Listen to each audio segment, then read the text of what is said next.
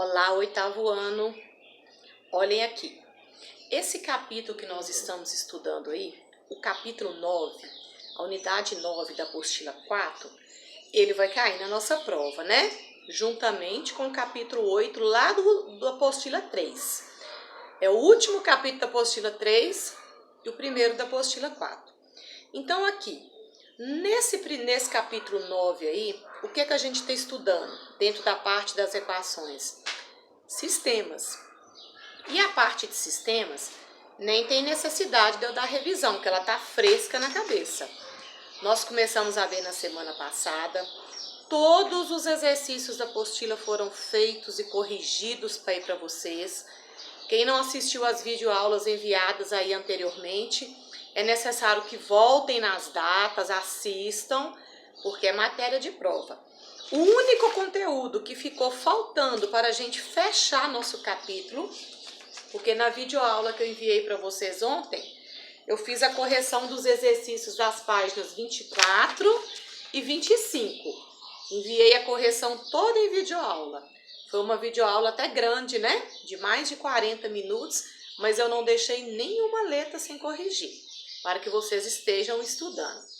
A única coisa que faltou para fechar nosso capítulo foi isso aqui, ó. Equações polinomiais do segundo grau do tipo ax2 é igual a c. É o que eu vou explicar aqui agora. E aí vocês podem ver que aí encerra o nosso capítulo, tá? Esse conteúdo tem umas atividades aqui e fecha o nosso capítulo, ok? Então eu vou dar um exemplo aqui para vocês. Eu já tenho dois exemplos aqui no quadro. São duas equações do segundo grau. Como que a gente resolve uma equação do segundo grau?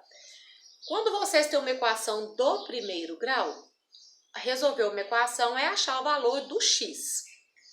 Como a equação é do segundo grau, por que ela é chamada do segundo grau?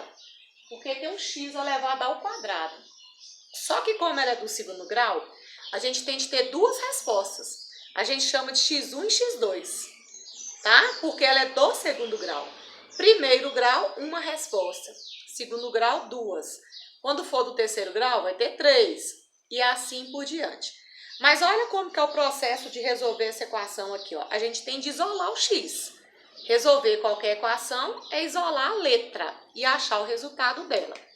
Para eu isolar esse x2 aqui, esse menos 75 tem de passar para cá. Muda de lado, muda de sinal. Então vai ficar assim, ó, 3x2 é igual a 0 mais 75. Caiu, eu já vou colocar.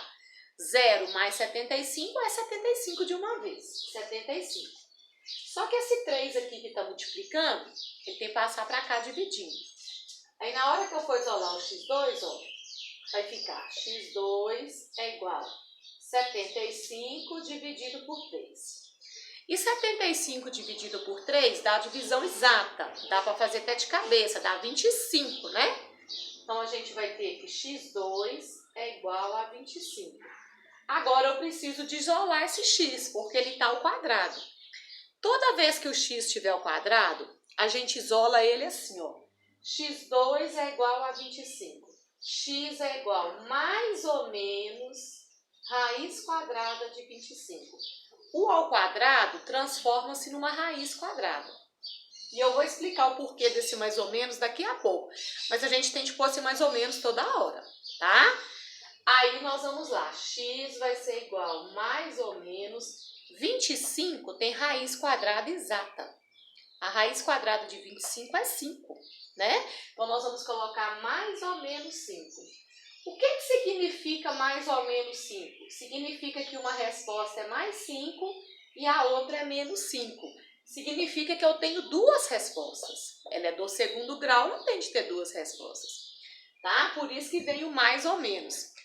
E aí, a gente tem como tirar a prova. Se você vier aqui no lugar de x e colocar 5 positivo, olha aqui, ó.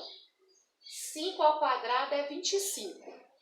25 vezes 3 é 75. E 75 menos 75 é igual a 0. Então, se der certinho aqui, ó, se zerar, é porque o meu resultado está correto.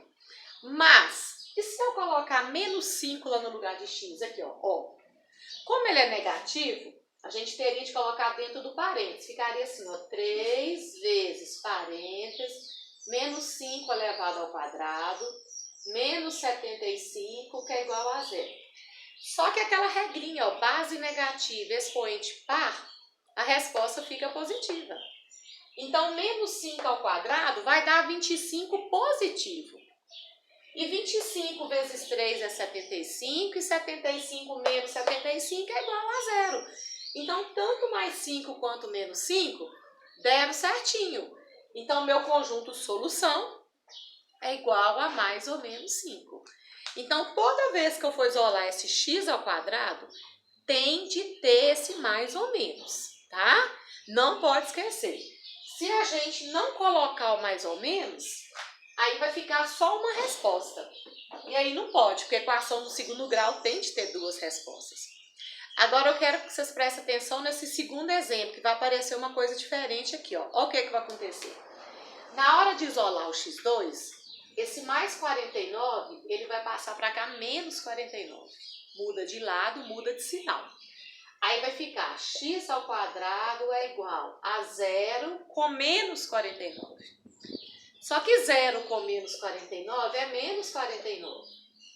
Aí na hora que eu for isolar o x ao quadrado, eu tenho de pôr mais ou menos, e o ao quadrado transforma-se numa raiz. Aí vai ficar assim, ó. X é igual a mais ou menos raiz quadrada de menos 49.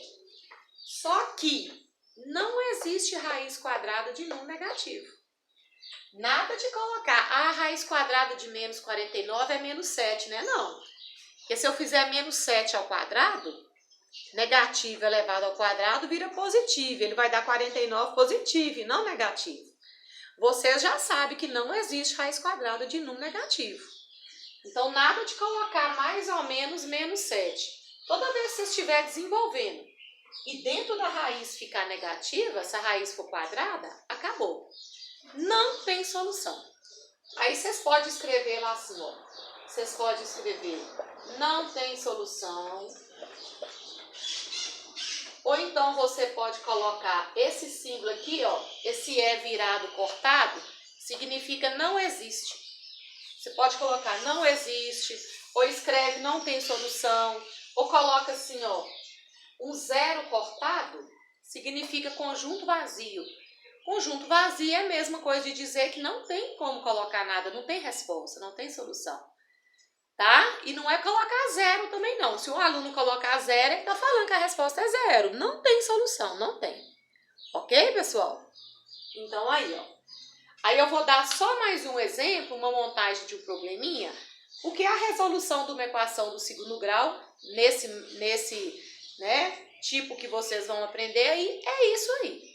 É isolar o x ao quadrado, quando isola o x ao quadrado ele vira uma raiz quadrada, não esqueça de pôr mais ou menos, porque se ela é do segundo grau ela tem de ter duas respostas, né? Como aqui teve as duas, aqui não teve nenhuma, e agora a gente vai ver só mais um exemplo. Tá? De um probleminha que é montado aí como equação do segundo grau. Aqui, na apostila de vocês, na página 25, onde tem esse desenhozinho aqui, tem um probleminha aqui que eu vou ler e vou montar ele com vocês. Porque a equação não foi dada, a gente que vai montar. Olha o que é que ele fala. O dono de um sítio, localiza onde está essa frase aí. O dono de um sítio precisa construir cercados quadrados iguais. Eu já vou até desenhar um quadrado aqui, ó. Esse cercado ele vai ser quadrado, iguais, para criar galinhas, patos e porcos. Então, são 3 quadrados. Um é para galinha, um é para os patos e outro é para os porcos. Mas são 3 iguais, tá? Que foi falado aí. A área total dos 3 cercados juntos é igual a 300 metros quadrados. Então, juntando esse, mais esse, tem de dar 300 metros quadrados. Então, cada um vale 100. A gente já sabe disso, né? Qual deve ser a medida dos lados de cada quadrado? O aluno, se ele raciocinar, ele já sabe que é 100 metros quadrados cada um. Se é quadrado, lado vezes lado, 10 vezes 10 é 100. Já dá para saber de cabeça que o lado é 10. Mas vamos supor que a gente não soubesse. Como que vai montar a equação? eu não conheço o lado do quadrado. Uma coisa que eu não conheço, a gente chama de x. Então, o quadrado tem os 4 lados iguais, né? Então, tudo vai ser x, né, pessoal? Porque o problema falou que os 3 cercados são iguais. Foi falado isso aí. Tá. Só que aí ele está falando que a área dos 3 juntos dá 300 metros quadrados. Então, como que a gente calcula a área de quadrado? Nós já aprendemos no capítulo anterior as áreas. A área de quadrado é lado vezes lado. Então, aqui vai ficar x vezes x. X vezes x é x ao quadrado, né, pessoal? Conserva a base e soma os expoentes. Aqui também vai ficar x vezes x, que é x ao quadrado. E aqui também vai ficar x vezes x, que é também x ao quadrado. Então, pegando essa, juntando com essa e juntando com essa, as 3 juntas dá 300 metros quadrados. Então, vamos montar o problema? X ao quadrado, mais x ao quadrado, mais x ao quadrado, olha lá, ó, é igual a 300 metros quadrados. Isso aqui é tudo semelhante. Um x ao quadrado mais um x ao quadrado mais um x ao quadrado vai dar 3x ao quadrado. Então, aqui, ó, 3x ao quadrado é igual a 300. Esse 3 que está multiplicando, ele vai passar para cá dividindo. Isolando o x ao quadrado, a gente vai ter x ao quadrado é igual a 300 dividido por 3. E 300 dividido por 3 é 100. Então, x ao quadrado é igual a 100. Na hora de isolar o quadrado, não esqueça do mais ou menos e da raiz. Ele vira uma raiz. Então, x vai ser igual a mais ou menos raiz quadrada de 100. 100 tem raiz quadrada exata, é 10. Então, nós vamos encontrar que x é igual a mais ou menos 10 metros. O que significa mais ou menos 10 metros? Significa aqui, ó, que uma raiz é mais 10 metros e a outra é menos 10 metros. Aí eu só quero chamar a atenção para uma coisa nesse problema. O x aqui está representando a medida do lado do quadrado. Não existe lado negativo, não pode ter medida negativa. Aí, nesse caso, a gente tem que interpretar muitos problemas. Então, toma cuidado. Aí, mais ou menos 10. O menos 10 não pode valer.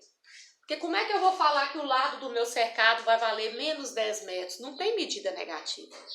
Aí, a gente vai cancelar essa aqui, tá bom? Aí, a minha resposta válida é só a positiva.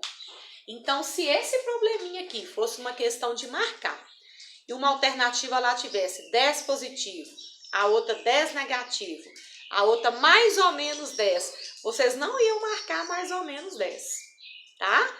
Só porque a medida aqui está representando o lado e não existe medida de lado negativa. Então, tem de interpretar isso aí, tá bom? Agora, se não tivesse representando medida, aquela que eu desmanchei aqui, que deu mais ou menos 5, normal, não era nada, não era medida. Aí fica o mais ou menos. Então, a resposta dessa aqui, vocês iam marcar só o 10 positivo. Ok? Então, tem de interpretar isso. Com essa questão aqui das equações, fechou nosso capítulo 9. Tem uns exercícios aí na página 27, tá? Vocês podem fazer esses exercícios aqui, ó, na página 27. São 3 exercícios só. Vocês podem fazê-los como estudo aí para a prova. A nossa prova ainda é amanhã, quarta-feira. Vocês podem sentar. Inclusive, como restante da nossa aula de hoje, eu vou deixar os 3 exercícios para vocês fazerem na página 27. É tarefa para hoje. Já estou deixando a tarefa. O nosso capítulo fechou. Esse capítulo aqui, como nós estamos falando de sistemas e a matéria está muito fresquinha na cabeça, nós encerramos. Agora, a gente vai lembrar que esse capítulo 8 também vai estar na prova. Aqui é da apostila 3. É o último capítulo da apostila 3. Esse capítulo aqui é aquele capítulo que fala das áreas.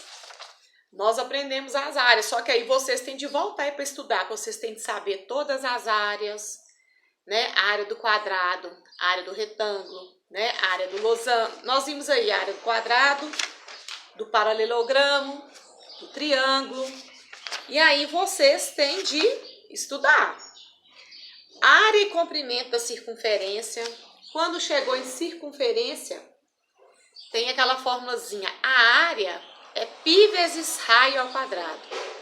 E o comprimento é 2πr, 2 vezes π vezes raio. As formulazinhas são diferentes. Só relembrando, esse π, ele tem um valor de 3,14, né? Então não esqueça, na hora de jogar na formulazinha, que o π vale 3,14. Só esses detalhes aí, tá? É que a gente precisa de saber. Essa questão aqui, ó, tá? Desse tipo de exercício aqui, como se fosse furado aqui, ó, que chama coroa circular. E eu quero saber só a área dessa parte colorida de rosa aqui, ó. Então, qual é o raciocínio que eu falei para vocês? Calcula a área da circunferência toda grandona, como se ela fosse toda tampada. Depois calcula a área da pequeninha e subtrai. Então, se eu calcular ela toda colorida e tirar esse meizinho, vai sobrar essa coroazinha aqui em volta. Outra coisa também, aqui ó, fatia de circunferência. Não é a circunferência completa. Aí você faz a regra de 3. Uma circunferência completa, πr2, é 360 graus. Se o ângulo aqui for de 30 graus é x. Só não esquecer na regra de 3 de pôr grau embaixo de grau, medida embaixo de medida. É só fazer a regrinha de 3. Ah, eu esqueci, não lembro mais como que é isso. Mas os exercícios foram feitos e corrigidos. Então, se voltarem nas videoaulas de trás, vai achar a explicação. Eu sempre peço, quando vocês for passar a resolução para cá, para não pôr só resposta, para pôr todo o desenvolvimento, para na hora de estudar, lembrar como que faz. Aí nem precisa voltar em videoaula, é só ver aí o que foi feito, né? E estudamos também volume, né? Nós estudamos volume do paralelepípedo retângulo, que é comprimento vezes largura vezes altura, A vezes B vezes C, é só multiplicar as 3 dimensões. E estudamos também o volume do cilindro, que volume é área da base vezes altura. Como a base do cilindro ela é um círculo, e a área do círculo é π vezes r ao quadrado. Então, o volume do cilindro acaba sendo π vezes r ao quadrado, que é a área da base, vezes o h, que é a altura, que é o tanto que sobe aqui no cilindro. Mas todos os exercícios aí também foram feitos. Para quem acompanhou a correção nas videoaulas e anotou a resolução, tá muito tranquilo, tá? Então, não esquecer daquela situação que eu falei para vocês, muito importante quando vocês forem trabalhar volume aí, que 1 decímetro cúbico é igual a 1 litro. Eu dei aquela escala de transformação, quilômetro, hectômetro, decâmetro, né? Como que transforma? Se é elevado ao cubo, cabem 3 casas, cada casa é contada como 3. Se for quadrado, é 2. Isso tudo foi explicado. 1 decímetro cúbico representa 1 litro. Então, se eu falar que eu tenho uma caixa d'água de 500 decímetros cúbicos, ela tem 500 litros. Agora, se ele te der a medida lá, por exemplo, eu tenho uma caixa d'água de 5 metros cúbicos. Aí você tem de passar esse metro cúbico para decímetro cúbico. Você vai ver na escala aí, você caminha para a direita ou para a esquerda. Cada casa é contada como 3 por causa do cubo. Aí você passa esse metro cúbico para decímetro cúbico, para aí ele virar litro. Isso tudo a gente trabalhou. Tô só falando o que precisa de vocês voltarem aí. Então não deixem para a última hora. Ainda tem amanhã, a parte da manhã da quarta-feira, que a prova é à tarde, né? Para vocês estarem revendo esses detalhes. Então, matéria de prova, capítulo 8 da apostila 3 e o capítulo 9 da apostila 4. Bons estudos para vocês.